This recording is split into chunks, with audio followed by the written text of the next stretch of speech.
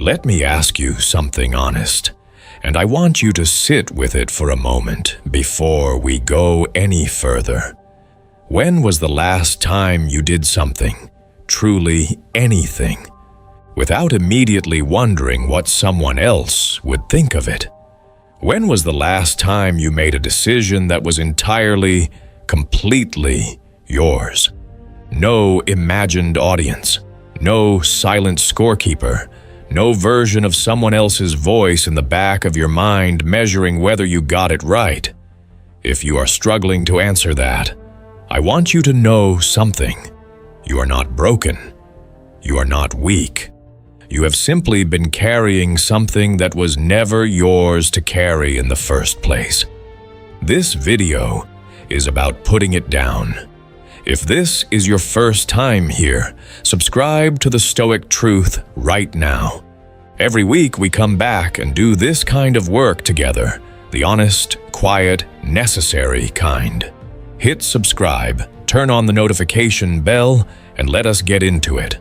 There is a story I keep coming back to, and every time I do, it hits differently. Seneca was one of the most powerful men in Rome. Not powerful in the way of soldiers and swords, powerful in the way that actually matters.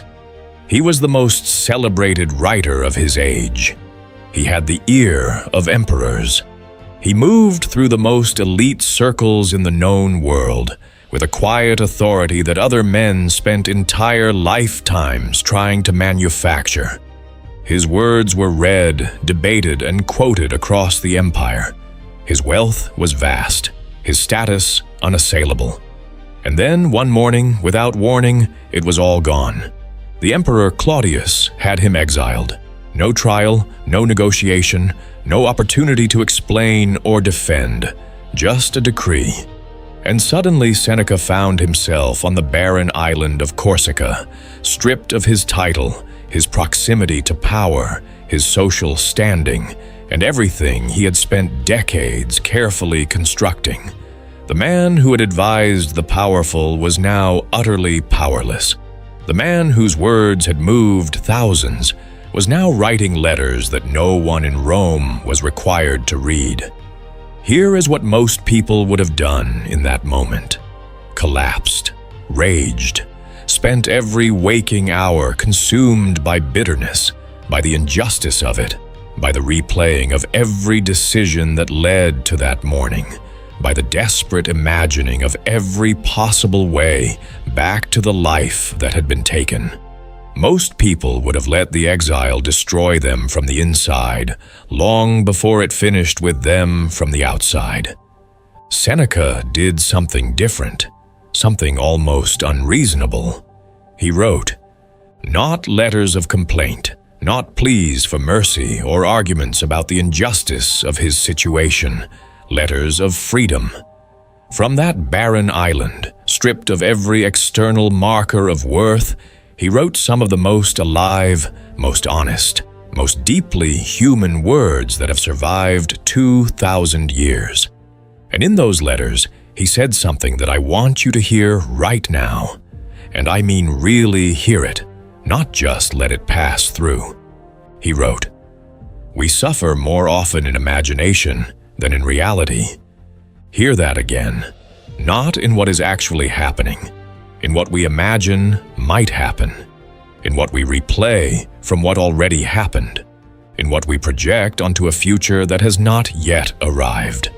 Seneca lost everything a man of his era could lose, and from inside that loss, he was able to see clearly what most of us cannot see from the comfort of our ordinary days, that the weight pressing down on us is almost never the actual circumstance. It is the story we are telling ourselves about the circumstance.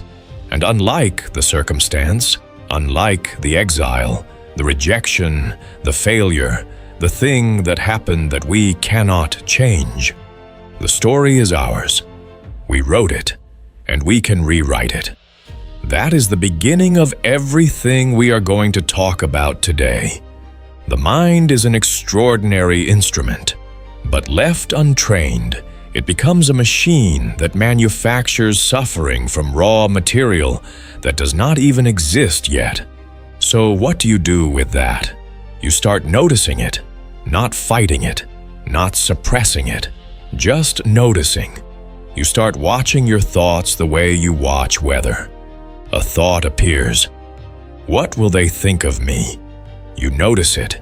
You see it for what it is, a cloud passing through. You do not have to live inside it. You do not have to argue with it or build a house there.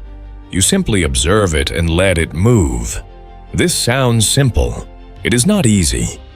But here is what changes when you begin to practice it. The space between what happens to you and how you respond starts to grow wider. And that space is everything. That space is where your freedom lives. Drop a comment and tell me, what is the one thought that shows up uninvited most often and steals the most from you? Just name it.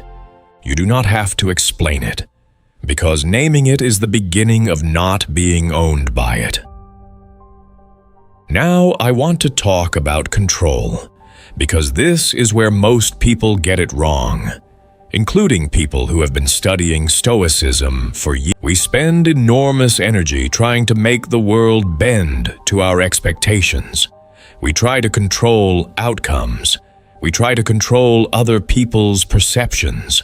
We try to control how our work is received, how our relationships unfold, how our lives are measured against some invisible standard we absorbed from somewhere we cannot even remember. And all of that effort, the gripping, the straining, the holding on, produces one primary result: exhaustion. Epictetus was a man who understood this better than almost anyone who has ever lived. He was born a slave. He had no control over his body, his location, his daily existence. Everything external was decided for someone else. And from that position, from the absolute bottom of Roman society, he arrived at an insight that free men with all their power and privilege somehow never managed to find. He said, "Make the best use of what is in your power and take the rest as it happens." Not resignation, not giving up, not passive surrender to whatever life throws at you. The specific, surgical decision to direct your energy only toward what actually belongs to you, your thoughts, your choices, your responses, your character, and to release the rest without resentment. This is harder than it sounds because the world is very convincing. Every failed plan feels like a verdict on your worth. Every person who does not respond the way you hoped feels like evidence of some flaw you should fix. Every missed opportunity feels like a door that has permanently closed. And the mind, trained by years of treating external events as measures of self, takes all of this personally. But here is what the Stoics understood. The sun does not rise to approve of you. The wind does not shift based on your mood. The seasons do not wait for you to feel ready. The world unfolds according to its own logic, completely indifferent to what you need it to do.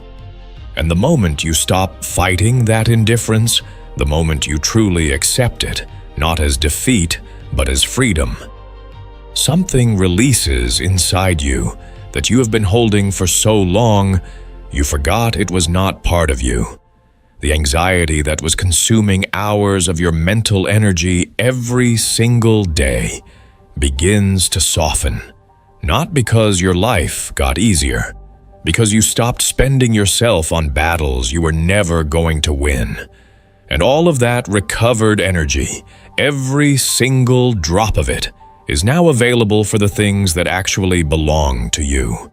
Your craft, your relationships, your growth, your integrity, the things that no external event can ever touch unless you let it. When you catch yourself gripping, when you feel the familiar tightening of needing something outside you to go a certain way, pause, just for a second. Ask yourself honestly, is this mine to control? If the answer is no, you do not have to figure out how to fix it. You only have to let it be what it is, and then direct your full attention back to what is actually in your hands. Now let us talk about something that most people spend their entire lives either chasing or running from: significance. We act as though being noticed, approved of, recognized, and validated is a form of oxygen, as though without it we cannot breathe.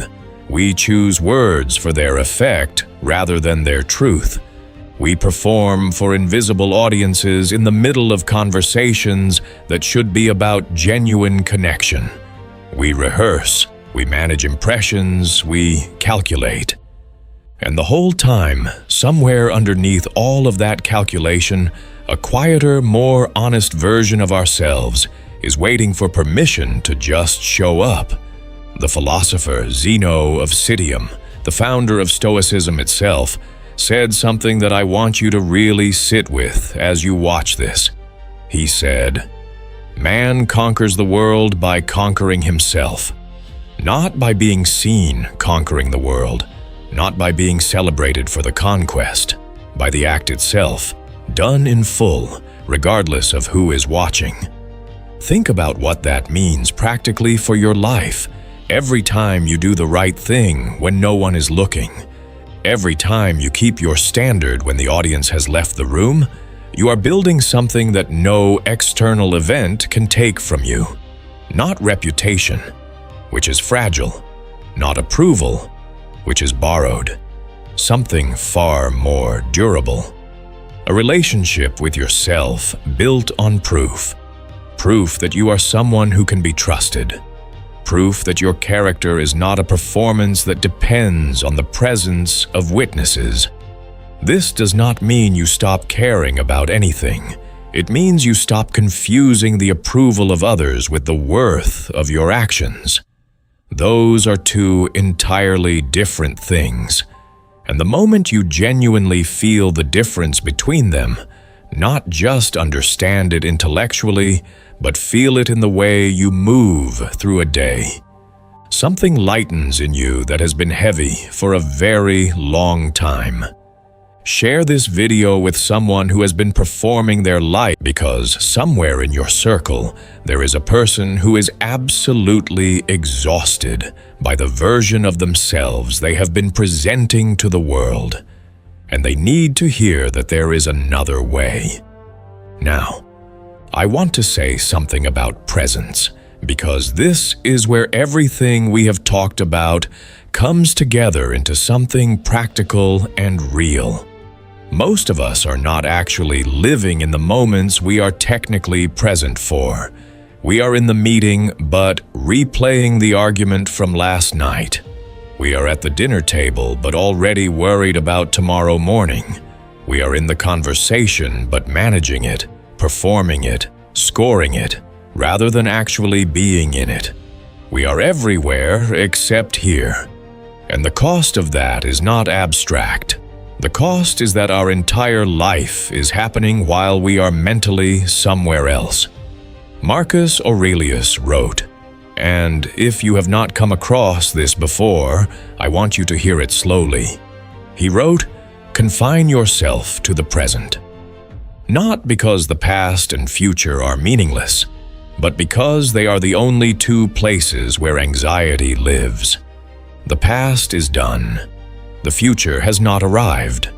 All of the suffering we create from those two directions, all of the replaying and projecting and dreading and rehearsing, happens in a place that does not yet exist or no longer exists. The present moment is the only place where life is actually occurring, and most of us are somewhere else. When you begin to practice presence, not as a technique, not as something you are supposed to do, but as a genuine decision to be where your feet are, the texture of your life changes. The ordinary reveals something you have been walking past for years. The conversation in front of you becomes something worth being in rather than something to navigate. The work you are doing becomes something to engage with rather than something to endure. The people around you become real rather than functions in the performance of your day. Seneca, who spent years in exile, stripped of every comfort he had built his life around, wrote this: "True happiness is to enjoy the present without anxious dependence upon the future." He learned it the hard way. You do not have to. Here is the practice I want you to try. Just once today, choose something ordinary: walking to your car, making your coffee, sending an email, and for the duration of that one small thing, be entirely there, not thinking about the next thing, not reviewing the last thing, just fully inside that single, ordinary, unremarkable moment. And notice what you find. What you will find is that the moment is enough, that you are enough in it, that nothing outside it is required to make it complete. And if you feel that, even for 30 seconds, I want you to come back to the comments and tell me what happened, because that 30 seconds is the beginning of everything. Now, I want to talk about your relationships, because this is where everything becomes most visible and most personal. Every relationship you are in is a direct reflection of how free or how trapped your inner world is. When we are caught in the need for significance, for approval, for control over how we are perceived, our relationships become transactions. We give to get. We speak to impress. We listen, but only for our cue to respond. We love, but with a hidden ledger tracking what is owed, and the people close to us feel it, even when they cannot name it. They feel the performance. They sense the calculation. And even in moments of genuine connection, there is a glass wall between the real you and the person you are presenting. When the need for external validation starts to loosen its grip, when you genuinely begin to care less about how you are being perceived and more about how you are actually showing up, that glass wall starts to come down. Not through any grand gesture, through the accumulation of small, honest moments. The moment you say what you actually think instead of what sounds best. The moment you listen without preparing your next sentence. The moment you let someone be wrong without needing them to acknowledge that you were right. Marcus Aurelius wrote, "Choose not to be harmed, and you won't feel harmed. Don't feel harmed, and you haven't been." Your experience of every relationship you have is shaped less by the other person's behavior and more by the story you are telling yourself about what their behavior means about you. Change the story, and the relationship changes with it. Not because they changed, because you stopped needing them to. This is not indifference. Do not confuse letting go of the need for approval with not caring. The opposite is true. When you stop needing something from someone, you can actually give yourself to them, fully, without the hidden agenda of getting something back. And that kind of giving, that free, before we move on, I want you to pause the video for 10 seconds if you need to. Think about one relationship in your life right now. One person you interact with where you are more aware of how you are coming across than you are of actually being with them. You know who just came to mind? Sit with that, because the awareness itself is already the beginning of something shifting. And finally, the thing underneath all of it, the reason any of this matters: joy. Not the loud, triumphant kind that depends on everything going right. The quiet kind. The kind that is still there when nothing particularly remarkable is happening. the kind that does not need to be announced because it is not performing for anyone. Zeno also said, happiness is a good flow of life, not the achievement of great things, not the accumulation of recognition or reward, the good flow, the ease that comes when you are no longer fighting reality, when you are no longer spending yourself on battles that belong to a story your mind invented, when you are simply here, choosing your response, living your values, moving through each day with a lightness that used to feel impossible. The Stoics were not cold men. They were not people who had removed themselves from the joy of living. They were people who had stopped letting fear, approval, seeking, and the compulsion for significance drain the color from their experience. And what they found on the other side of all that releasing was not emptiness. It was something they kept writing about in letters and journals across centuries, and they all described it the same way: a steadiness, a richness, a sense that life, in its ordinary, unremarkable, beautiful flow, was already enough. It already is. That is the thing you have been carrying that was never yours. The belief that more recognition, more control, more certainty, more approval would finally make it feel like enough. It will not, because enough is not a quantity. It is a decision. And the moment you make it, the moment you genuinely decide that what is yours to govern is enough to work with, and that what is outside your control is not your responsibility to fix, the weight lifts. Not all at once, slowly, in the small moments, the moment you choose not to react, the moment you do the right thing without waiting for someone to notice, the moment you are fully inside one ordinary experience and you find that it is not ordinary at all. That is the art of living lightly, and it has been waiting for you this entire time. If this video reached something real in you today, if something here named a weight you have been carrying without knowing what to call it, hit the like button right now and share this with someone who needs to hear it. You know exactly who came to mind just now. Send it to them. Subscribe to the Stoic Truth if you are not already part of this community. Every week we go deeper into this work together, and if you want to keep going right now, the next video is already on your screen. Go watch it. The weight was never yours. Put it down.